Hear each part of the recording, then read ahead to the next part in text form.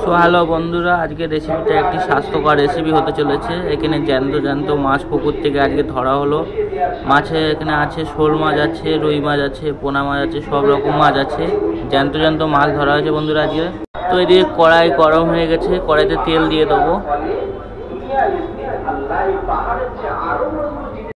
তো বন্ধুরা, এই পুকুরে জ্যান্ত মাছ ধরে রেখেছি। এই জ্যান্ত মাছ দিয়ে আজকে ঝিঙে দিয়ে আলু দিয়ে ঝোল হবে হালকা পাতলা এই গরমের মধ্যে। এই রেসিপিটা খুব দুর্দান্ত রেসিপি, হেলদি রেসিপি হতে চলেছে বন্ধুরা। তো বন্ধুরা, এখানে তেল গরম হয়ে গেছে, এবার মাছগুলো একে একে ভেজে নেবো।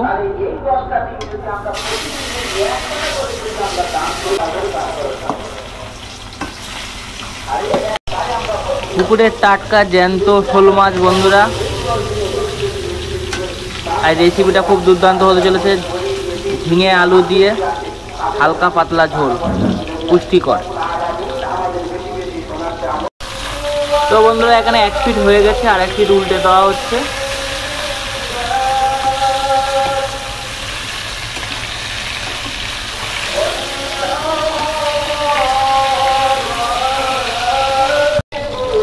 তো বন্ধুরা, এখানে মাছ ভাজা হয়ে গেছে, তুলে নেওয়া হচ্ছে মাছগুলো এবারে একে একে।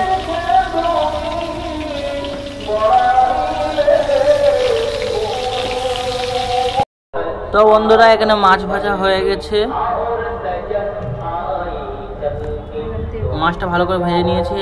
কড়াইতে আবার তেল দিয়ে দিয়েছি, ফোড়নে যাবে 5 ফোড়ন। 5 ফোড়ন দিয়ে দিলাম বন্ধুরা। এবার একটু পেঁয়াজ কুচি যাবে।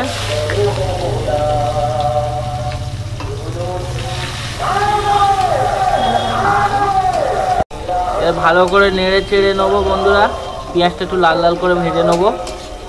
আর বন্ধুরা, এই রেসিপিটা হবে হালকা মশলা দিয়ে, বেশি মশলা দেবো না, কারণ হালকা পাতলা ঝোল হবে। তো বন্ধুরা, এখানে পেঁয়াজটা ভাজা হয়ে গেছে। এখানে মশলা বেটে নেওয়া হয়েছিল মিক্সিতে। এখানে ধনে আছে, আদা আছে, আর 2টো শুকনো লঙ্কা আছে। বেশি কিছু মশলা দিইনি বন্ধুরা।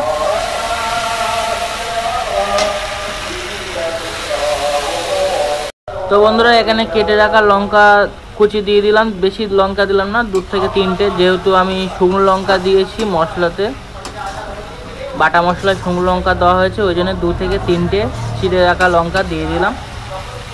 তো বন্ধুরা, এখানে মশলাটা ভাজা হয়ে গেছে। এবার পরিমাণ মতো নুন আর হলুদটা দিয়ে দেবো।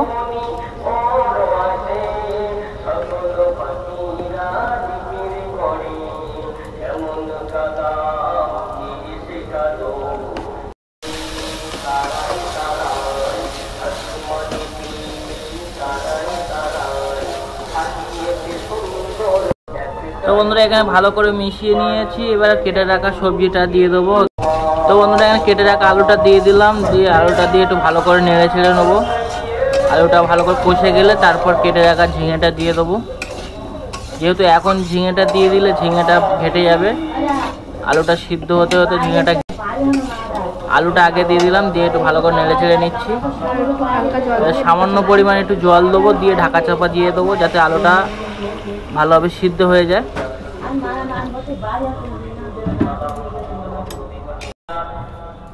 তো বন্ধুরা, এখানে ঢাকা চাপা দিয়ে দিয়েছি। তো বন্ধুরা, এবার ঢাকা চাপা খুলে দেখে নেবো আলুটা সিদ্ধ হলো কিনা। এখানে হালকা জল দিয়েছিলাম, জলটা মরে গেছে। এবারে মশলা টশলা সব কষে গেছে, আলুটাও সিদ্ধ হয়ে গেছে প্রায়। তো বন্ধুরা, আলুটা সিদ্ধ হয়ে গেছে। এবার একটু হালকা নেড়েছে, এবার কেটে রাখা ঝিঙেটা দিয়ে দেবো। তো বন্ধুরা, এখানে কেটে রাখা ঝিঙেটা দিয়ে দিচ্ছি।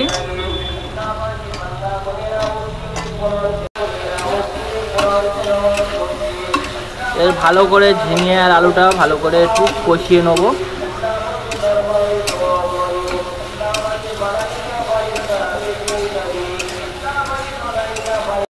বন্ধুরা, তোমরা ভিডিওটা দেখছো অবশ্যই, কিন্তু কমেন্ট করছো না, লাইক করছো না। কমেন্ট না করলে বুঝবো কি করে কেমন হয়েছে না হয়েছে। তো অবশ্যই কমেন্ট করো, লাইক করো।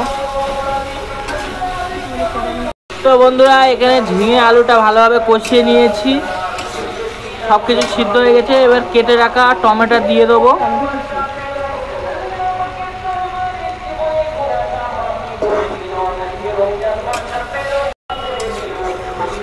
তো টমেটো কুচি দিয়ে দিলাম। তো বন্ধুরা এখানে অনেকটা টমেটো কুচি দিয়েছি, যেহেতু এটা আমাদের গাছের টমেটো, তো টমেটোগুলো পেকে যাচ্ছে। তো এবারে পরিমাণ মতো ঝোলটা বাড়িয়ে নেবো বন্ধুরা। সব কিছু দিয়ে কষিয়ে টষিয়ে নিয়েছি, টমেটো দিয়ে দিয়েছি। এর পরিমাণ মতো ঝোল বাড়িয়ে নিচ্ছি।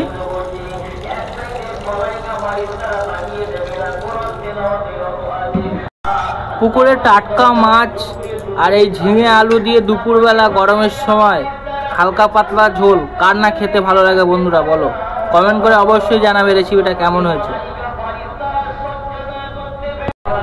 তো বন্ধুরা এখানে পরিমাণ মতো ঝোল বাড়িয়ে নিয়েছি। এবারে 10 মিনিটের জন্য ঢাকা চাপা দিয়ে দেবো।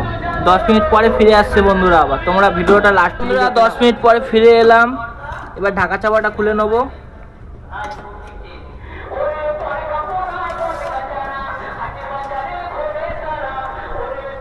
তো এখানে আমার ঝোলটা ফুটে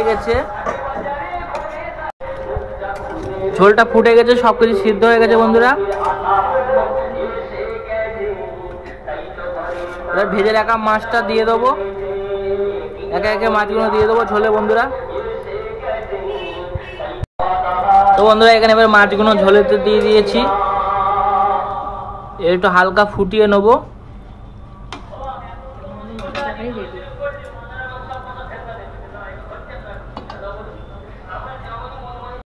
তো বন্ধুরা এবার এখানে ভেজে রাখা জিরে মরিচটা দিয়ে দেবো, জিরে মরিচের গুঁড়ো।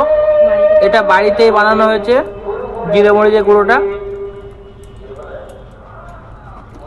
দিয়ে হালকা একটু ফুটিয়ে এবার নামিয়ে নেবো। তো বন্ধুরা এখানে মাছের ঝোল রেডি হয়ে গেছে। ভিডিওটি ভালো লাগলে অবশ্যই লাইক করে দেবে, একটা কমেন্ট করে জানাবে কেমন হয়েছে। আর চ্যানেলে নতুন হয়ে থাকলে চ্যানেলটিকে সাবস্ক্রাইব করে পাশে বেল আইকনটি প্রেস করে দেবে, আর শেয়ার করতে ভুলবে না বন্ধুরা। তো দেখা হচ্ছে আবার নেক্সট